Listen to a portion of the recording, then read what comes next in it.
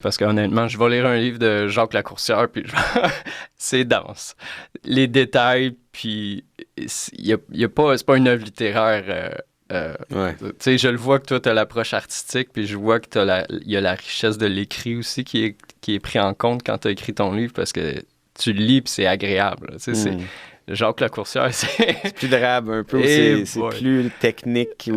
C'est efficace, ça, c'est vraiment dense. Puis il faut que tu ailles chercher les données, puis tu lis son livre, puis... Mais Jacques Lacourcière, il faut vraiment que tu sois à un niveau un peu plus avancé pour apprécier ce qu'il fait, ou c'est très spécifique. Ouais.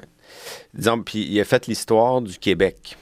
Il a gardé ça à l'intérieur des limites du territoire de manière assez générale, et c'est vraiment, tu sais, il a mis l'emphase sur la chose française, de la colonisation française.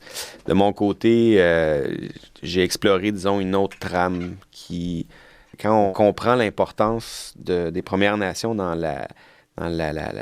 vraiment l'émergence, la naissance de la nation canadienne et l'histoire de la Nouvelle-France comme une sorte de grande épopée, là, à mon sens, c'est là où l'histoire prend vie, t'sais.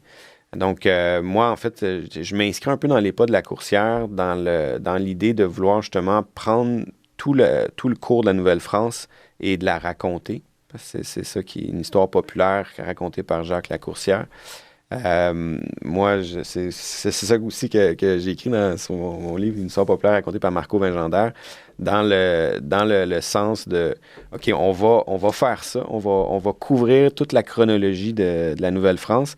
Mais là, cette fois-ci, on va inclure cette dimension qui a été occultée, cette dimension autochtone. Donc, elle est là, la différence fondamentale avec, mettons, ma démarche et celle de M. Lacourcière. T'sais.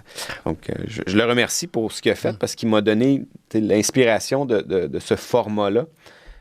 Puis en même temps, je pense qu'il y a une valeur ajoutée qui vient, parce que ça, c'est un sujet qu'on pourrait aborder certainement. Puis je pense qu'il est très, très important pour comprendre pourquoi on ne la connaît pas, notre histoire.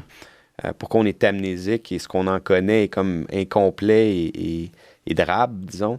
C'est que on a caché, à partir de la conquête britannique et dans les décennies qui vont suivre, on a vraiment caché la filière autochtone de notre histoire. Puis c'est vraiment dans les 30 dernières années, particulièrement, qu'il y a eu une sorte de corpus d'écrits d'historiens qui sont venus redécouvrir, redéterrer ces éléments-là de l'histoire.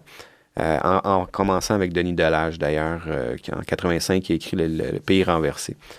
Lacourcière, de son côté, lui, c'est en 96 qu'il a écrit, en 95 qu'il a écrit son livre, l'Histoire populaire du Québec. Il y avait encore assez peu d'écrits, d'ouvrages qui allaient permettre de vraiment faire valoir la présence puis l'importance autochtone dans l'histoire, t'sais.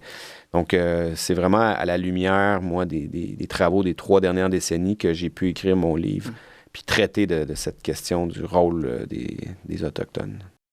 J'aimerais juste remercier les gens qui écoutent le podcast, qui partagent, qui likent. C'est très important pour les créateurs de contenu d'avoir des gens qui vont partager et liker les vidéos. Allez sur YouTube, faites subscribe.